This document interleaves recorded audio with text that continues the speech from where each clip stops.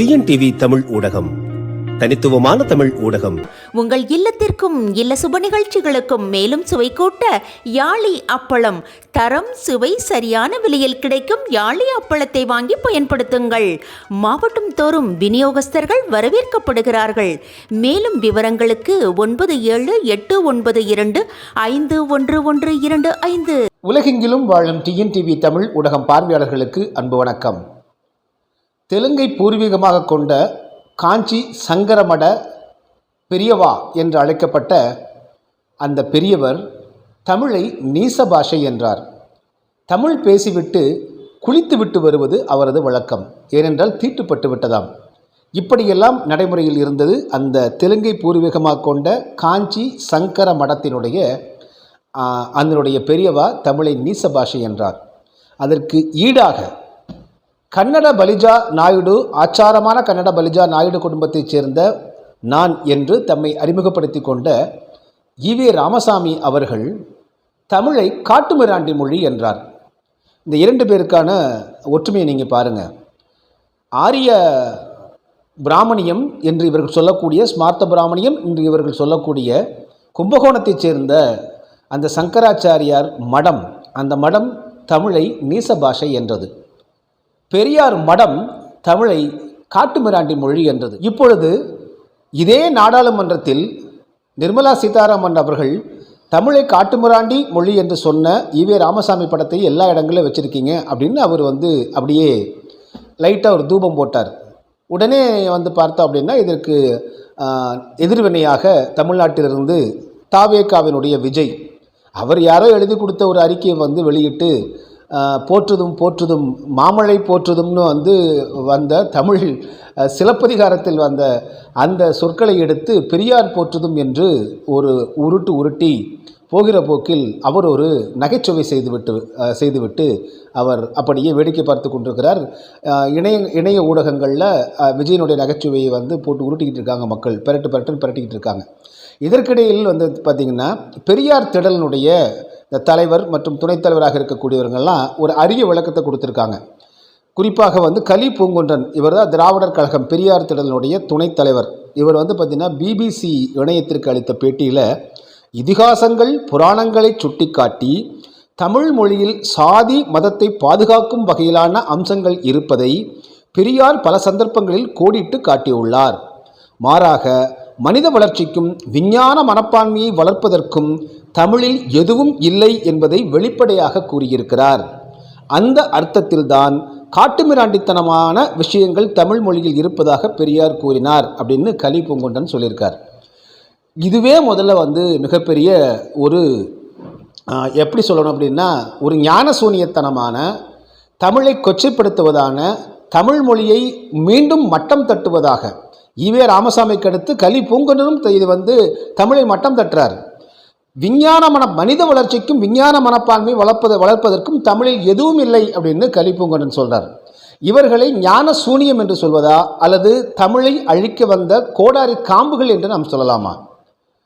வெட்கமே இல்லாமல் தமிழில் மனித வளர்ச்சிக்கு எந்த விதமான ஒரு அம்சமும் கிடையாது, விஞ்ஞான வளர்ச்சிக்கு அம்சமும் கிடையாது என்று இவர்கள் சொல்வதை பார்க்கும் பொழுதுதான் நமக்கு இவர்கள் ஈவே ராமசாமி இதைவிட எவ்வளவு மோசமாக தமிழை அவர் மட்டம் தட்டியிருப்பார். தமிழில் சாதி மதங்களை உயர்த்துவதற்கான என்ன அம்சங்கள் இருப்பதாக கலி பூங்குன்றன் சொல்கிறார்.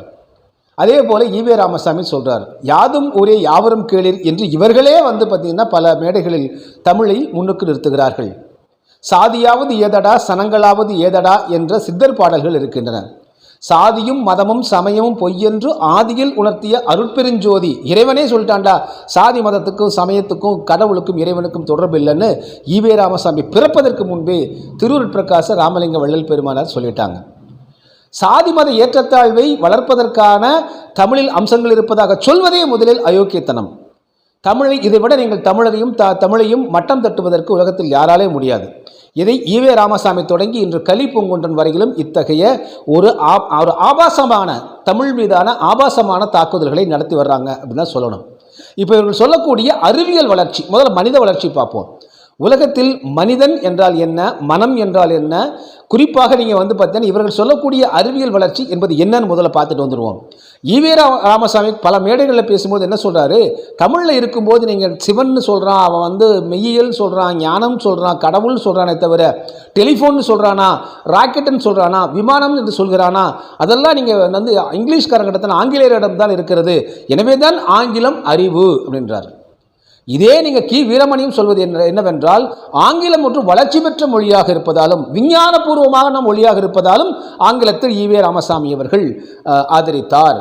தமிழ் வந்து விஞ்ஞானபூர்வ மொழி இல்லாமல் தமிழ் மனித வளர்ச்சிக்கும் இல்லை எந்த விதமான அம்சங்களும் இல்லாத மொழியாக இருப்பதாக கலிப்பூங்கொண்டரும் கி வீரமணி சொல்கிறாங்க. ஆக இவர்கள் வந்து இது எப்படி சொல்கிறது, இவர்களை ஞான சூனியங்கள் என்று சொல்வதை விட இவர்கள் தமிழரை வைத்து ஏய்த்து பிழைத்துக் கொண்டிருக்கக்கூடிய ஏமாற்று கூட்டம் என்றே சொல்லலாம். இதே கி வீரமணி அப்புறம் எதற்காக தமிழர் தலைவர்னு போட்டுக்கிறார்? எதற்காக ஈவே ராமசாமி தம்மை தமிழர் தலைவர் என்று பெயர் சொல்லி ஒரு புத்தகம் வெளியிட்டார்? தமிழில் தான் ஒரு மண்ணாங்கட்டி இல்லையே. அப்போ எதற்காக தமிழ்நாட்டில் வந்து பெரியார் திடலை அமைத்துக் கொண்டிருக்கிறார்கள்? எதற்காக தமிழ்நாட்டில் இந்த கருஞ்சட்டைகள் தமிழில் பேசிக்கொண்டு இங்கே மேடை மேடையாக முழங்கிக் கொண்டு இங்கே அவர்கள் ஒரு ராஜபோகமான வாழ்க்கையை வாழ்ந்து கொண்டிருக்கிறார்கள்? அப்படியே போய் லண்டனில் போய் அப்படியே செட்டிலாக இருக்க வேண்டியதானே? ஆங்கிலம் பேசக்கூடிய பிரிட்டனில் போய் செட்டிலாக இருக்க வேண்டியதானே அவங்க? இங்கே எதுக்கு வந்து இவர்கள் வந்து தமிழை வைத்து பிழைப்புத்தனம் நடத்தி கொண்டு தங்களை தமிழர் தலைவர் என்று சொல்லிக்கொண்டு தமிழில் மனித வளர்ச்சிக்கும் விஞ்ஞான வளர்ச்சிக்கும் எந்த விதமான அம்சங்களும் இல்லை என்று வெட்கமே இல்லாமல் எப்படி சொல்ல முடியுது? இவர்கள் சொல்லக்கூடிய விமானம் கண்டுபிடிப்பது, டெலிஃபோன் கண்டுபிடிப்பது அப்படின்னு பார்க்கலாம். என்ன இதில் வந்து மிக முக்கியமாக கவனிக்கணும்னா, ஈவே ராமசாமி அவர்கள் எவ்வளவு ஒரு மடமூடத்தனமான ஒரு பொது அறிவை கொண்டிருந்தார் என்பதற்கு இதைவிட வேறு எடுத்துக்காட்டு தேவையில்லை. எல்லாமே ஆங்கிலேயரிடமிருந்து தான் வந்தது, ஆங்கிலம் என்றாலே அறிவுதான், ஆங்கிலம்தான் விஞ்ஞானத்திற்கான வளர்ச்சி மொழி அப்படின்னு இன்னும் சொல்ல போன ஒரு தத்தித்தனமாக சொன்னவர் வந்து ஈவே ராமசாமி அவர்கள். நான் ஐரோப்பிய நாடுகள் பலவற்றுக்கும் பயணம் செஞ்சுருக்கேன். இத்தாலி சென்றிருக்கிறேன், ஜெர்மனி உள்ளிட்ட பிரான்ஸ் உள்ளிட்ட பல நாடுகளுக்கும் சென்றிருக்கிறேன். எப்படி வந்து தமிழ்நாட்டிலும் கேரளாவிலும் ஆந்திராவிலும் கர்நாடகாவிலும் பஞ்சாபிலும் ஒவ்வொரு நாட்டிலும் போனால் அந்த மொழி பேசக்கூடிய மக்கள் தான் அங்கே இருப்பாங்க. ஆங்கிலம் தெரிந்தவர்கள் மிக குறைவாக இருப்பாங்க. அதுபோல் இத்தாலிய நாட்டுக்கு நான் செல்லும் பொழுது அங்கே ஒரு கல்லூரி பேராசிரியருக்கே ஆங்கிலம் தெரியல. அவர் இத்தாலிய மொழி மட்டும்தான் கற்று வச்சிருக்கார். அவர் ஒவ்வொரு நாட்டிலுமே அவர்கள் தாய்மொழியைத்தான் கற்று வைத்திருக்கிறார்கள். தேவைப்பட்டால் பிற மொழி இணைப்பு மொழியை கற்றுக்கொண்டிருக்கிறார்கள். இப்படிப்பட்ட நிலையில் வந்து இவர் சொல்லக்கூடிய ஈவே ராமசாமி மற்றும் அவரது வகைராக்களான இந்த பெரியார் திடல் கருஞ்சட்டைகள் சொல்லக்கூடிய அறிவியல் முன்னேற்றம் என்பது அவர்கள் டெலிஃபோன் கண்டுபிடித்தது ஆங்கிலேயர் அப்படின்றாங்க. இது எவ்வளவு அபத்தமான ஒரு வந்து இன்னும் சொல்லப்போனால் தத்தித்தனமான ஒன்று அப்படிங்கிறதுக்கு முதல் கட்டமாக எடுத்து காட்டுவோம். டெலிஃபோனை கண்டுபிடித்த அலெக்சாண்டர் கிரஹாம் பெல் இருக்கார் இல்லைங்களா, அவர் உண்மையிலேயே ஒரு அவர் ஸ்காட்லாந்து நாட்டில் பிறந்த அதே வேளை கனடியன் அமெரிக்கன் அவர். ஆக அவர் வந்து ஆங்கிலேயர் கிடையாது. அடிப்படையில் ஸ்காட்லாண்டில் பிறந்த ஒரு கனடியன் அமெரிக்கன். அவர் ஆங்கிலேயர் கிடையாது, அவர் மொழி ஆங்கிலம் கிடையாது.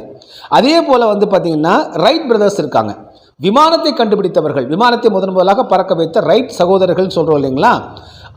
அவர்களுடைய தாயார் வந்து சூசன் ஜெர்மன், அவர் ஜெர்மானிய மொழியைச் சேர்ந்தவர். அவங்க அப்பா வந்து பார்த்திங்கன்னா டச்சு அப்புறம் ஆங்கிலம் கலந்தவர். ஆக அவர்கள் தூய ஆங்கிலேயவாதிகள் அல்ல, ஆங்கிலேயர்கள் அல்ல. டெலிஃபோனை கண்டுபிடித்தவன் ஆங்கிலேயன் அல்ல, விமானத்தை கண்டுபிடித்தவன் ஆங்கிலேயன் அல்ல. அப்புறம் நீங்கள் வந்து பார்த்தீங்கன்னா முதலாக திரவ எரிபொருள் கொண்டு ராக்கெட்டை தயாரித்து அனுப்பிய 1927 அனுப்பிய ராபர்ட் ஹெச் கொடார்ட் இருக்கார், அவர் ஒரு ஆங்கிலேயர். அதில் நம்ம வந்து மாற்று கருத்து இல்லை. அப்புறம் ரேடியோவை கண்டுபிடித்தார் இல்லைன்னா, ரேடியோ மற்றும் இந்த டெலிகிராஃப் மெஷின் இதை வந்து கண்டுபிடித்த மார்க்கோனி, அவர் ஒரு இத்தாலியர், அவரும் ஆங்கிலேயர் கிடையாது. அதே போல் நீங்கள் வந்து பார்த்தீங்கன்னா அலெக்சாண்டர் ஃப்ளெமிங் என்று சொல்லக்கூடிய அவர் ஒரு விஞ்ஞானி, அவர் வந்து பார்த்திங்கன்னா அவரும் ஒரு ஸ்காட்லாந்துக்காரர். இந்த ஐசக் நியூட்டன், அதே போல் ஃப்ளெமிங்கோ, ஸ்டீஃபன் ஹாக்கிங் போன்ற சிலரை தவிர பெரும்பான்மையானவர்கள் வந்து பார்த்திங்கன்னா ஆங்கிலேயர்களே கிடையாது. எனவே ஆங்கிலம்தான் அறிவு என்று சொன்ன ஈவே ராமசாமி எவ்வளவு வந்து அறியாமையில் இருந்திருக்கிறார். அவரை பின்பற்றி கருஞ்சட்டைகள் பெரியார் திரள் அமைப்புகள் இன்று வரை ஆங்கிலம்தான் பெரிய அறிவு மொழி என்று கருதி கொண்டு இங்கே பரப்புரை செய்து கொண்டிருக்கிறார்கள் என்றால் இதைவிட ஒரு அறிவிலித்தனம், இதைவிட ஒரு ஞான சூனியம் இங்கே இருக்க முடியுமா? வெளிநாடுனாலே ஆங்கிலம் என்பதாக நினைத்துக் கொண்டிருக்கக்கூடிய ஈவே ராமசாமி எவ்வளவு அறியாமையில் இருந்திருக்கார். அவருக்கான ஒரு படம் எடுத்தாங்க, அந்த பெரியார்னு ஒரு படம். அதுல கூட என்ன சொல்றாரு, ஆல்ரெடி டோல்டு என்பதற்கு டோல்டட் என்று மாற்ற சொன்னவர் ஈவே ராமசாமி அவர்கள். அவர் தான் தமிழில் எழுத்து சீர்திருத்தம் பண்ணாருன்னு இன்று வரை உருட்டி கொண்டிருக்கிறார்கள் இந்த பெரியார் திரள் மக்கள். அவர் தமிழ் அறிஞரே கிடையாது. சாமி சிதம்பரனார் தன்னுடைய நூலில் எழுதுகிறாரு, ராமசாமியோட வரலாற்று நூல் எழுதுகிறாரு. அவருக்கு புள்ளி வைக்க தெரியாது, கமா போட தெரியாது, நீண்டதாக எழுதுவார். அதில் எழுத்துப்பிழைகள் இருக்கும், ஒரு பாரா இருக்காது. அவர் மனம் தோன்றியபடி அவர் பேச்சு தமிழில் தான் அவர் தமிழையே எழுதினார், எழுத்து தமிழாக மாற்றினார்னு சொல்கிறார். இவர் எப்படி தமிழ் எழுத்து சீர்திருத்தம் செய்திருக்க முடியும்? பொய், அத்தனையும் பொய்.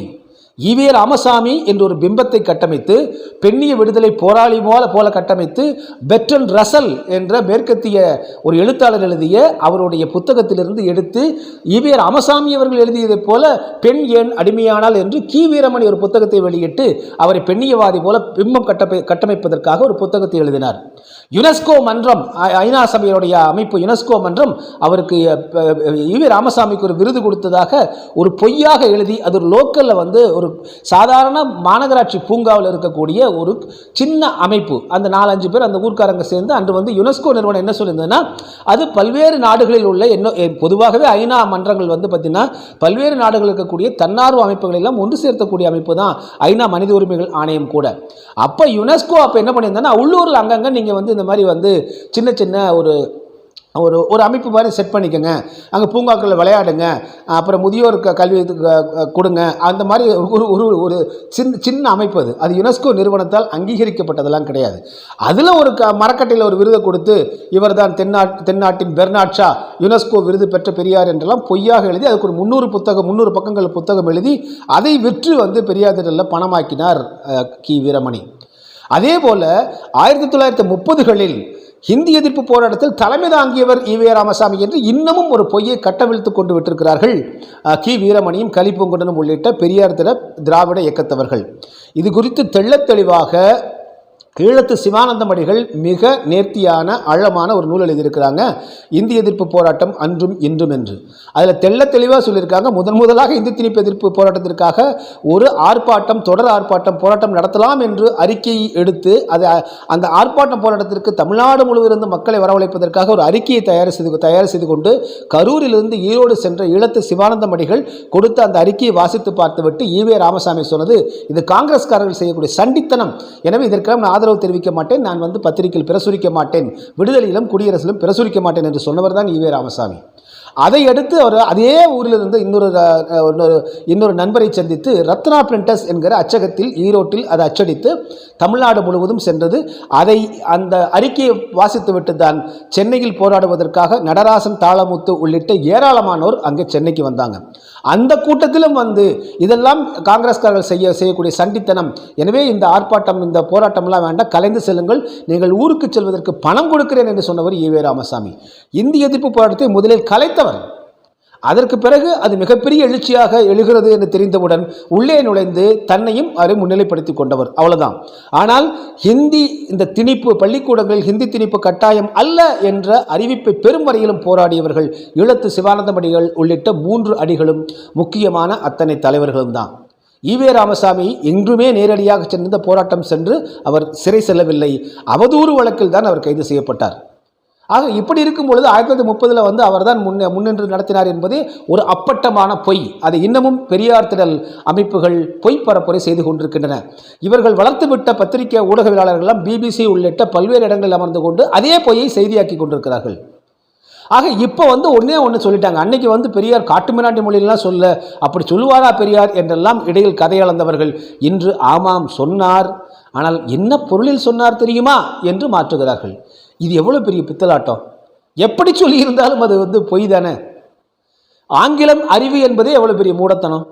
கருவிகளை கண்டுபிடிப்பது தான் அறிவியல் முன்னேற்றம், மனித வளர்ச்சி என்று சொல்லக்கூடிய இந்த பெரியாரிய கருஞ்சட்டை அறிவுஜீவிகளை யாராவது பார்த்தீங்கன்னா அணுக்கொள்கையை பற்றி பேசிய, மனிதனுடைய ஆன்மா என்று சொல்லக்கூடிய அணுக்களாக இருக்கக்கூடிய அணுவை பற்றி பேசிய உலகின் மிக மூத்த உயர்வான ஒரு விஞ்ஞானமான மெய்யியல் விஞ்ஞானம் தமிழர்களிடையே இருக்கிறது. இந்த மெய்யியல் விஞ்ஞானத்தில் தமிழியல் என்றால் தமிழருடைய மெய்ஞானம், அதே போல அறிவியல் வளர்ச்சி, தொழில்நுட்பம், அதே போல ஆடை நெய்தல், வாகனங்கள் செய்தல், வேளாண்மை செய்தல் உள்ளிட்ட இன்று ஓலைச்சுவடிகளில் எழுத்துக்களை எழுதுதல், எழுத்துக்களை கண்டுபிடித்தல், பயணம் செய்தல், முத்துமணிகள் செய்தல், 5000 ஆண்டுகளுக்கு முன்பாக இரும்பை கண்டுபிடித்தவன், இரும்புக்கான பல்வேறு உலோகங்களை கண்டுபிடித்தவர்கள், தங்கத்தால் ஆபரணங்கள் செய்தவர்கள், 2600 ஆண்டுகளுக்கு முன்பு கீழடியில் கிடைக்கப்பட்ட 2600 ஆண்டுகளுக்கு முற்பட்ட பானை ஓட்டில் தமிழ் எழுத தெரிந்தவர்கள், இவர்களெல்லாம் காட்டுமிராண்டிகள் என்று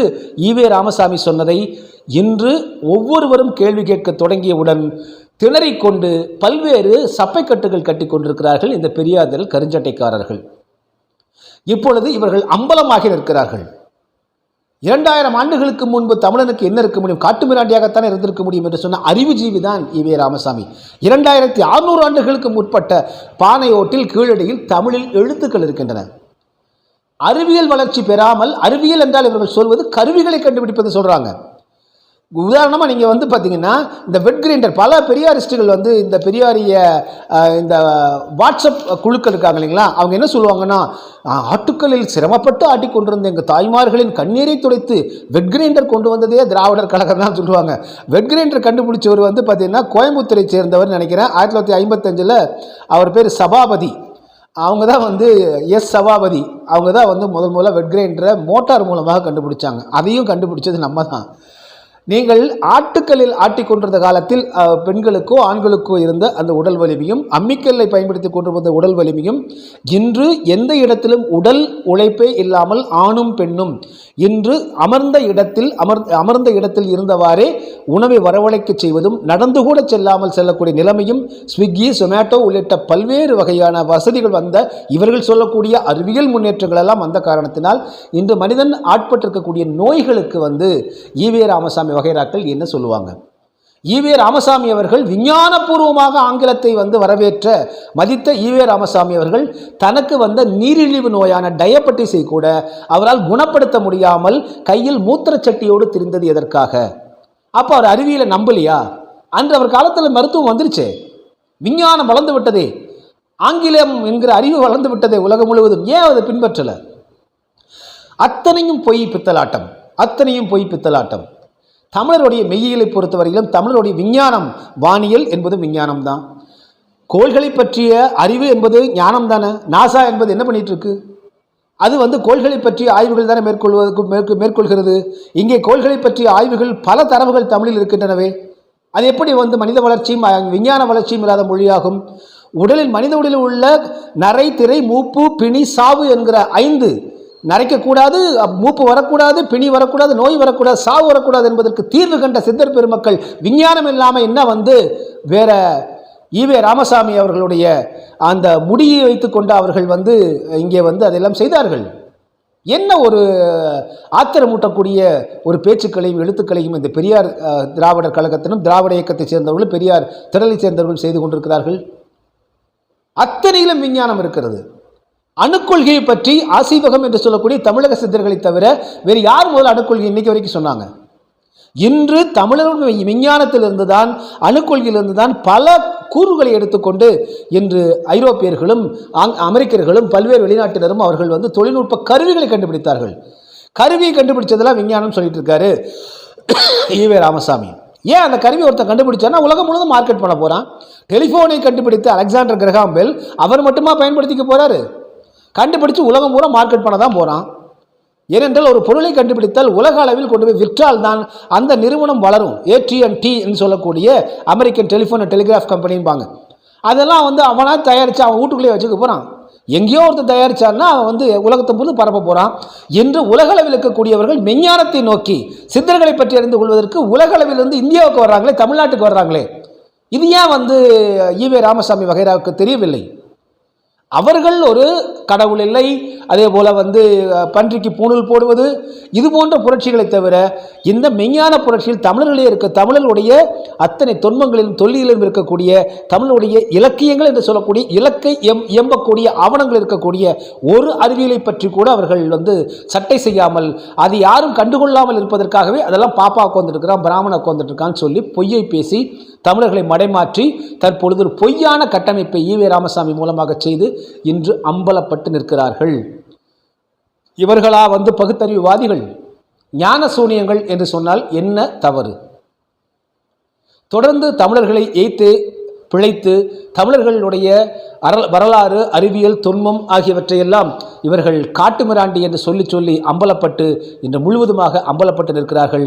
நாம் கேட்பதுதான், முடி கூட சவரம் செய்யாமல், தாடி கூட மழிக்காமல், 4 நாட்கள் 5 நாட்கள் ஆனால் கூட ஈவே ராமசாமி பல நாட்கள் குளிக்க மாட்டார்னு அவருடைய வரலாற்று நூலில் சாமி சிதம்பரம் சொல்லியிருக்கார். ஆக இதுதானே நீங்கள் நாகரிகமான ஒரு வாழ்க்கை முறையா? உண்மையை சொல்ல போனால் அது காட்டுமிராண்டி வாழ்க்கை முறை தானே. எனவே எதையாவது சொல்லணும்னு சொல்லிட்டு ஈவே ராமசாமி சொன்னாரா? ஆமாம் சொன்னார், தவறுண்டு போங்க. அதை விட்டுட்டு சப்பை கட்டி ஒவ்வொரு நாளும் அவரை கொண்டு தேரை கொண்டு தெருவில் இழுத்து விடுற மாதிரி இழுத்து விட்டு உலக அளவில் அவரை அம்பலப்படுத்தி கொண்டே இருக்கிறார்கள் இந்த திராவிடவாதிகள். மீண்டும் மற்றொரு காணொலியில் உங்களை சந்திக்கிறேன். அதுவரை நன்றி, அன்பு, வணக்கம். டிஎன்டிவி தமிழ் ஊடகம், தனித்துவமான தமிழ் ஊடகம்.